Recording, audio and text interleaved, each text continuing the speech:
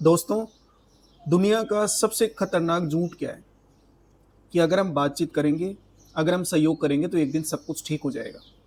ये सुनने में और देखने में बहुत सुंदर बातें हैं, लेकिन अंतर्राष्ट्रीय राजनीति में सुंदर बातों से ज़्यादा कठोर वास्तविकताएं काम करती है।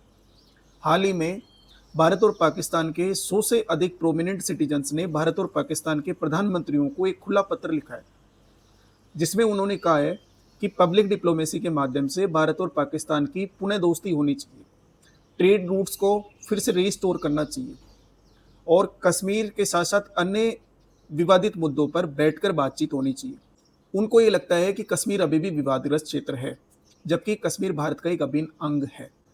दोस्ती बहाल होनी चाहिए and visa should be open for everybody, यानी transition should be started between both of the nations. लेकिन शांति क्या सिर्फ इच्छा से आती है? Is the peace only came through desire? यदि ऐसा होता तो दुनिया में कभी युद्ध ही नहीं होते, और कोई राष्ट्र युद्ध करना नहीं चाहता तो फिर दुनिया में युद्ध होते क्यों है? इसका सिर्फ और सिर्फ एक कारण है, विश्वास की कमी। और इसी एक शब्द के इर्द गिर्द आप भारत और पाकिस्तान के संबंधों को समाहित कर सकते हो।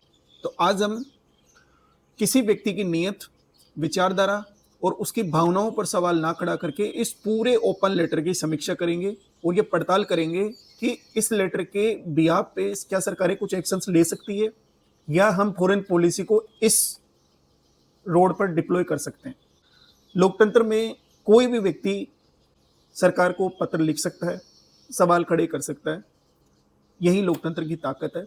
लेकिन किसी भी राष्ट्र की विदेश नीति सिर्फ जनभावनाओं से संचालित नहीं होती, वो संचालित होती है राष्ट्रीय सुरक्षा से, राष्ट्रीय हितों से, सैन्य संतुलन से, भू राजनीति से, और सबसे बड़ी बात विश्वसनीयता से।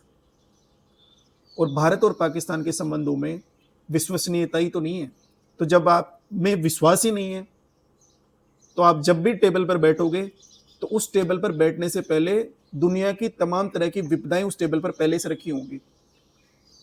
तो आप किसी रिजल्ट तक, कंक्लूजन तक पहुंचोगे उससे पहले जो भी टर्म एंड कंडीशंस हैं वो तो आपको फुलफिल करनी पड़ेगी। और इसीलिए ये पूरा ओपन लेटर सस्पेंस के दायरे में है, क्योंकि इसमें सिर्फ परिणामों के बारे में बात की गई है, जबकि पूर्व शर्तों की इसके अंदर किसी भी प्रकार की चर्चा नहीं की गई है। और जब तक पूर्व शर्तों के बारे में आप सार्थक चर्चा करके, विचार विमर्श करके आप तय नहीं करोगे, तब तक आप परिणामों पर जा ही नहीं सकते। और ये इस पत्र की सबसे पहली कमजोरी है। अंतर्राष्ट्रीय राजनीति का एक सबसे महत्वपूर्ण सिद्धांत है यथार्थवाद, रियलिज्म। और उसके सबसे बड़े प्रवक्ता हैंस मार्गेंतो ने यह कहा था कि कोई भी राष्ट्र अपनी नैतिकता को सुनिश्चित करने से पहले अपनी राष्ट्रीय सुरक्षा को सुनिश्चित करना चाहता है, वो अपने हितों की पूर्ति करना चाहता है। और वैसे ही कौटिल्य ने भी कभी कहा था कि किसी भी राष्ट्र का प्रमुख धर्म उसकी राष्ट्रीय सुरक्षा सुनिश्चित करना है, वो उसका पहला कार्य है। और यहाँ भारत और पाकिस्तान के संबंधों को सुचारू रूप से वापस सॉफ्ट रिलेशंस में कन्वर्ट करने से पहले क्या भारत की सरकार या भारत की विदेश नीति अब तक सुनिश्चित कर पाई है कि भारत के प्रत्येक नागरिक की सुरक्षा खतरे में नहीं है? और यदि हम ये सुनिश्चित नहीं कर पाए और हम लगातार सीमा पार आतंकवाद, चरमपंथ, उग्रपंथ से ग्रसित है, तो हम टेबल पर थ्रू द डायलॉग कैसे जा सकते हैं? इससे पहले भी हमारी सरकारों ने काफ़ी कुछ प्रयास किए थे, चाहे अटल बिहारी वाजपेयी की आगरा समिट हो, बस डिप्लोमेसी हो, या फिर ट्रेनों का संचालन हो। लेकिन बाद में हमें मिला क्या? तो उस रास्ते पर जाने से पहले हमें पूर्व शर्तों या टर्म एंड कंडीशंस को फुलफिल करना पड़ेगा। और आदर्शवाद जैसे ढकोसले बहुत पीछे रह गए हैं, आज कोई बात ही नहीं करता उनके बारे में। First world war, second world war, ये हो ही गए ना आदर्शवाद की बात करने के बावजूद भी। और अभी आप पूरी दुनिया, मिडिल ईस्ट क्राइसिस, रूस यूक्रेन संकट, ये क्यों संचालित हो रहे हैं फिर? यदि सब शांति चाहते हैं तो फिर इसलिए राष्ट्रीय हितों की अनदेखी नहीं कर सकते, राष्ट्रीय सुरक्षा की अनदेखी नहीं कर सकते आप। और बेसिकली सबसे बड़ी बात है विश्वास की बहाली। लेकिन विश्वास आप किस तरीके से बनाओगे? आप विश्वास ना तो फोटो खिंचवाने से बनता है, ना भाषणों से बनता है, और ना सम्मेलनों से बनता है। विश्वास बनता है लगातार व्यवहार से, लगातार बातचीत से, थ्रू द प्रॉपर चैनल। और प्रॉपर चैनल से ज्यादा अनऑफिशियल और casual relations should be developed between the both of the nation. जब तक कैजुअल रिलेशंस और सेंसिटिव रिलेशंस डेवलप नहीं होंगे, तब तक दोनों देशों के रिश्ते कभी भी सॉफ्ट रिलेशंस में कन्वर्ट नहीं हो सकते। कुछ लोग कहते हैं कि trade route should be restored, यानी यदि व्यापार शुरू होगा तो युद्ध अपने आप कम हो जाएंगे, लेकिन ये भी कोई गारंटी नहीं है।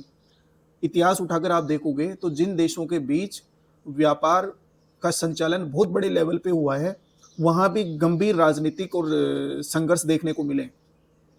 इसलिए किसी भी देश की विदेश नीति सिर्फ सद्भावना के आधार पर राजनीतिक निर्णय लेकर संचालित नहीं होती, उसमें बहुत सारी चीज़ों को मद्देनजर रखते हुए आपकी सबसे पहली प्रायोरिटी रहती है राष्ट्र की सुरक्षा सुनिश्चित करना, प्रत्येक नागरिक की सुरक्षा सुनिश्चित करना। तो व्यापार भी सुरक्षा की गारंटी नहीं है। इस पत्र में और भी बहुत सारी कमियां हैं। इस पत्र में संवाद की बात है, सांस्कृतिक संबंधों को फिर से इस्टेब्लिश करने की बात है, और व्यापार की बात है, दोस्ती की बात है। लेकिन जो सबसे बड़ा मेजर कंसर्न है इंडो पाक रिलेशन में, वो है क्रॉस बॉर्डर टेररिज्म, उग्रपंथ और चरमपंथ। उसकी बात इसमें कहीं भी नहीं की गई है, और ना कोई स्पष्ट विजन दिया गया है, जैसे ना स्पष्ट रोड मैप दिया गया है, या फिर राजनीतिक जवाबदेही किसकी होगी, आतंकवाद को रोकना सुनिश्चित कौन करेगा। इसलिए ये पूरा ओपन लेटर सस्पेंस के दायरे में है। आपको कम से कम सॉल्यूशंस देने चाहिए। आदर्शवाद, आइडियलिज्म, जो हमेशा सहयोग, शांति का पक्षधर है, वो कहता है कि बातचीत के माध्यम से सभी चीज़ों को सॉर्ट आउट किया जा सकता है और शांति स्थापित की जा सकती है। लेकिन यथार्थवाद और रियलिज्म ये कहता है कि यदि शांति की वार्ता विफल हो गई, यदि दोनों देश एक दूसरे को सहयोग नहीं कर पाए, तो आपके पास प्लान बी क्या है। तो ये प्लान ए को फुलफिल करने से पहले प्लान बी की बात करते हैं, क्योंकि अंतर्राष्ट्रीय राजनीति में होता भी ऐसा ही है। जो प्लान हम पहले से प्री प्लान करके रखते हैं वो कभी पूरे ही नहीं होते, और हमें बैकडोर से एंट्री मारनी पड़ती है। तो क्या शांति की बात नहीं करना युद्ध को आमंत्रित करना है, या हम युद्ध के पक्षधर हैं? ये एक बड़ा राजनीतिक द्वंद्व है, ऐसा नहीं है।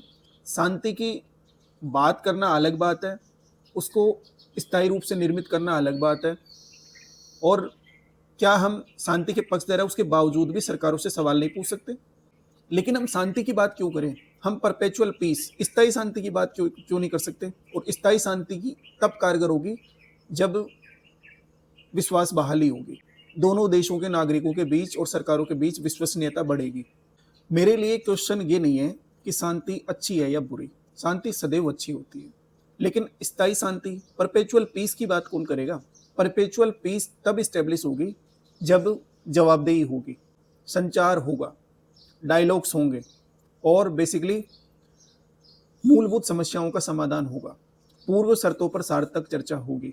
बहुत सारी गलतियां राष्ट्र तब करते हैं जब वो किसी आशा या डिजायर को लेकर अपनी रणनीति को उसके हिसाब से मैनिपुलेट करते हैं, क्योंकि कभी भी आपकी अच्छे विचार और अच्छी सोच जरूरी नहीं है आपकी राष्ट्रीय सुरक्षा को सुनिश्चित कर पाए।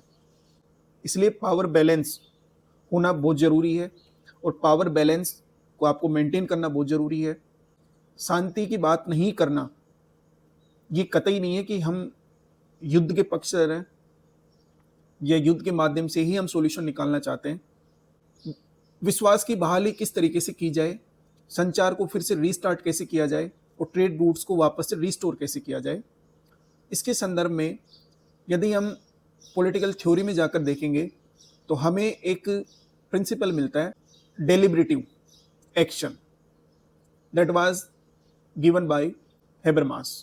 उन्होंने ये कहा है कि लोकतंत्र की पहली शर्त यह है कि उसमें सार्थक चर्चा होनी चाहिए, विचार विमर्श होना चाहिए, और विचार विमर्श सिर्फ बहुमत के आधार पर नहीं होना चाहिए।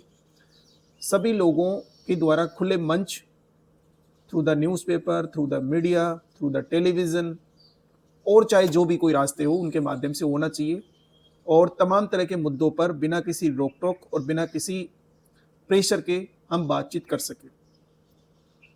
अल्टीमेट पर्पस राजनीति का और किसी भी डेमोक्रेटिक नेशन का होता भी यही है कि सभी लोग अपने विचारों को स्वच्छ रूप से प्रकट कर सकें। और इस डेलिब्रेटिव डेमोक्रेसी के अंदर उन्होंने इस बात पर भी फोकस किया है कि जरूरी नहीं हर चीज़ मेजोरिटी से हो। जो कुछ अच्छे पढ़े लिखे विद्वान लोग हैं उनको कुछ सजेशन या फॉर्मूलाज दिए जा सकते हैं जो वो निर्मित कर सकते हैं, और उनके लिए उनको संसाधन भी दिए जाएंगे और वक्त भी दिया जाएगा। और फिर बाद में ये सरकार पर डिपेंड करता है कि उनको हम किस तरीके से इम्प्लीमेंट कर पाते हैं। तो विचार विमर्श किसी भी लोकतंत्र की कुंजी है। That's why in this letter there are major errors, कि इसमें संवाद की बात है, डायलॉग की बात है, सांस्कृतिक संबंधों को फिर से संरचित करने की बात है, और व्यापार को फिर से शुरू करने की बात है, वीजा खोलने की बात है, और दोस्ती बहाल की बात है, और कश्मीर जैसे विवादित मुद्दों के साथ साथ अन्य सभी मुद्दों पर बातचीत के माध्यम से सलाह मशवरा हो। लेकिन इसका जो मेजर कंसर्न है वो यही है कि ये लोग अभी भी मानते हैं कि कश्मीर विवादग्रस्त क्षेत्र है,